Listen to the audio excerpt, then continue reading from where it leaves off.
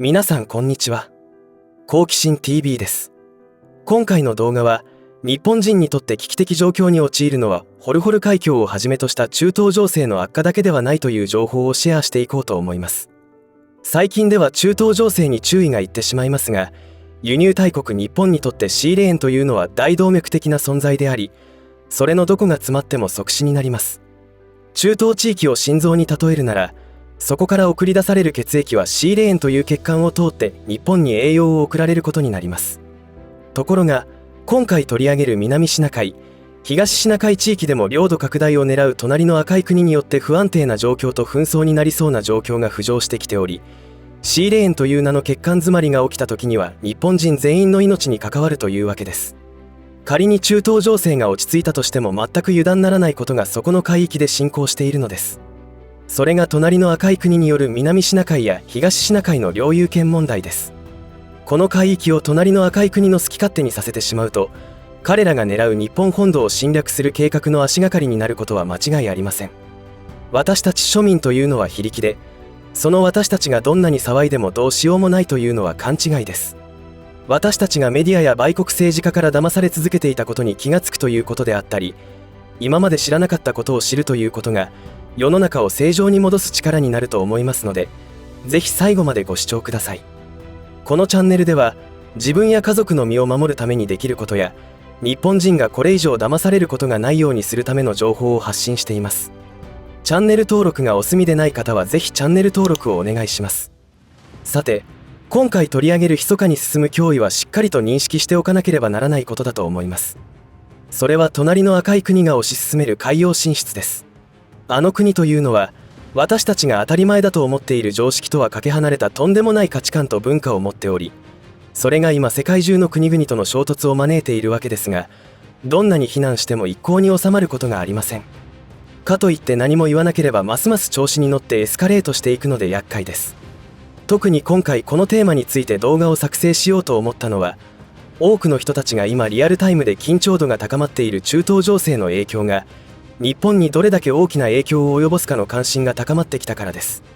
その一定数の方々は、もしホルホル海峡の封鎖が実行された場合に起きるエネルギーショックからの停電や経済崩壊、食糧危機について理解が深まってきたと思います。このことは中東地域から原油や天然ガスを乗せた船舶が出港できなくなることで引き起こされるわけですが、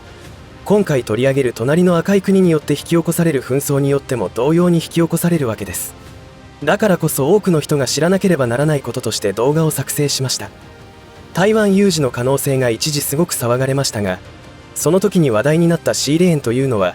日本にとってあらゆる物資の補給ルートであるため、南シナ海、東シナ海で軍事的衝突が起きた場合は、中東情勢のリスク同様のことが起きてしまいます。あらゆるものを輸入に頼らざるを得なくなっている現在の日本は常にこのような危機と向き合わなければならない立場なのです。しかしこれだけ重要で危機が迫っているというのに、日本人に無関心な人が多いのが問題だと思います。さて、南シナ海では何が起きているかというと、ざっくり言えば領土問題となります。陸には国境線というものがありますが、海上となると少々ややこしい話になります。漁業の問題や船舶が航行する関係もあり、陸地に設けられた国境とは違う問題が出てきます。この地図を見れば一目瞭然で、原油や天然ガスを乗せた船舶がなんとか無事に中東を出港できたとしても、今回取り上げる南沙諸島付近の緊張も高まりつつあるということになり、頭の痛い問題なのです。今は米中対立の最中であり、アメの国の軍事的脅威があの国への牽制になっていると思うのですが、世界情勢は常に変化しています。私がこのチャンネルで何度も取り上げている通り、アメの国の凋落ぶりが世界のパワーバランスを狂わせているのです。おそらくアメの国から始まる金融ショックは避けられない状態で、もしそんなことになったらあの国は間違いなく軍事行動を起こすことになると思います。ただ隣の赤い国の内情もボロボロなのでどうなるかは全く予想がつきませんが、だからこそあの国とアメの国の情報に対してのアンテナはしっかり張っておかなければならないというわけです。この南シナ海の問題を語るときに欠かせないのが九段線というものの存在です。それはご覧の地図に描かれた牛の下のような形をした境界線のことです。これは何を言っているのかというと、この線に囲まれたところの領有を主張しているのが隣の赤い国となります。この海域は地図を見たらわかるようにベトナム、フィリピン、台湾、マレーシア、ブルネイなどが権利を主張しており、それぞれの国の言い分は理解できなくもないわけですが、問題はあの国です。自分の国から遠く離れたところまで自国の領土領海であると主張し、南シナ海に浮かぶ南沙諸島に勝手に建物を建て、実効支配を始めているのです。各国からの非難豪々があるにもかかわらず推し進めるあの国に対抗して、ベトナムなども岩礁を埋め立てて人工島を作るなどを始めていますが、事の発端はあの国です。いつから始まったかというと、正確には不明ですが、少なくとも2012年には付近に変化はなく、2013年には建物らしきものが確認されていました。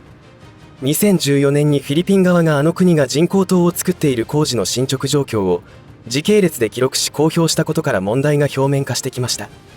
フィリピンは国連海洋法条約に基づいてあの国の違法な行為を訴えました。その判決結果が2016年7月12日にオランダ・ハーグの常設仲裁裁判所で下されたのですが、結果はあの国が主張することについて歴史的根拠は一切認められず敗訴しています。当然あの国が、はい、そうですかと海洋進出を止めるどころかますますエスカレートしています。当初漁民の緊急避難先として岩礁を埋め立てる行為を行い、実効支配の事実を作ってどんどんエスカレートさせていきました。今は明らかに軍用施設だと思われる建物が増設されています。これがあの国のやり方です。そして国連という存在はほぼ機能することもなく、全く意味がないことはこういうところからもはっきりしています。このようなやり方というのは彼らの常套手段であり、サラミ戦術とも言われています。少しずつ事実を積み重ねていく戦術です。ですから尖閣諸島周辺の活動もその一種でぐいぐいやってきます。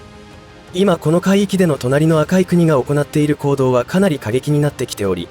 武装した海警局と同じく武装していると思われる民間漁船がフィリピンの領海内に毎日のように現れ、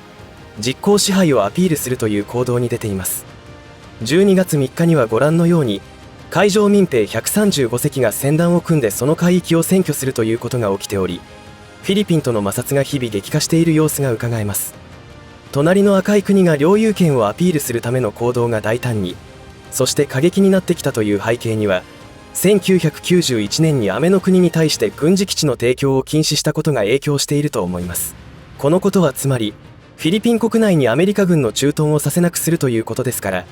これ幸いと1995年あたりから大胆な動きに出てきたのが隣の赤い国というわけです。そうなっていった背景には、駐留していたアメの国の兵士による性犯罪だけでなく、とても両国間の協定内容が対等ではないということを感じる事件などが多発しており、それが影響した結果なのですが、これって沖縄からアメの国の軍隊を追い出そうとしている動きにも共通している部分があるのではないでしょうか。日本の領土、領海を狙っている隣の赤い国にとって、アメの国の軍隊というのはかなり邪魔な存在であることは間違いありません。なので、日本とアメの国との罹患を引き起こすようなことが工作活動として行われていると理解した方がいいと思います。そして最後に日本のメディアが変更報道している良い例がありますのでご紹介します。2023年12月12日、習近平が自国内の大事な会議である中央経済工作会議を途中で抜け出しベトナムを訪問した時のことです。こんなに慌ててベトナム訪問をしたというのは、その背景はいくつかあると思うのですが、その一つにベトナムとアメの国のつながりが強くなってきてしまったことが挙げられます。問題はその報道についてです。NHK の報道では、ベトナムと隣の赤い国のパートナーシップが強化され順調であるかの報道をしていますが、その一方でメディアに載らない情報では、赤い国の国家主席、習近平の訪問は歓迎されていなかったということを報じています。今回話した南シナ海においての領有権問題で、あの国は国際法を一切守らないし、信用などできるわけがないですよね。そんな国から運命共同体の関係を作りましょうと言われても具体的なことはわからないし、どんな罠があるかも分かりませんから、結局は共同未来友好の関係を築くという表現に変更されたといういきさつがあったようです。つまりあの国が置かれている状況というのは苦しい立場になっているわけです。そして日本のメディアは隣の赤い国の外交上の失敗など、あの国のメンツに関わることについては特に忖度して報道しているように感じます。私たちは水道やガス、電気がなくて不便であるということを感じることなく、それが当たり前であるかのように暮らすことができているのですが、実はそれがいかにすごいことかということの認識をシーレーンの異常発生によって思い知らされることになるかもしれません。それは中東情勢だけでなく、南シナ海、東シナ海においても火種が常に存在しているという認識が必要であり、常に食料備蓄や日用品の備蓄を実行しておくことが大切であると思います。いかがだったでしょうか。情報収集というのは食事に似ていて、好きなものばかりを食べていたら栄養が偏り健康を害することにつながります。だから自分が興味を持った情報だけを追いすぎると情報バランスが崩れて正しい判断ができなくなるかもしれません。そして自分がなんとなく抱いた興味はメディアによるマインドコントロールによって興味を持たせられているかもしれないという視点も必要だと思います。そういった意味で今回取り上げた情報というのは、隣の赤い国が何を目論んでいて何を行っているかという動きを知ることで今後の危険予知に役に立つはずです。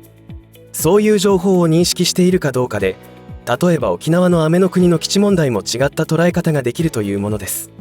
悪人、例えば詐欺師や空き巣などの犯罪手口を知ることで被害に遭わないように対策できることと一緒です。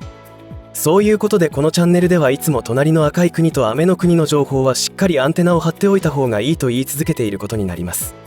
特に隣の赤い国は日本人の民族浄化、ジェノサイドを企んでいますので警戒を緩めてはいけません。これは決して被害妄想などではありません。それはウィグ族とチベ族、モン族に対する政策を知ることで理解できます。政策というより間違いなく犯罪行為です。この辺りの内容というのは規制対象になりそうなものですので、特集組んで動画を作成することはできませんが、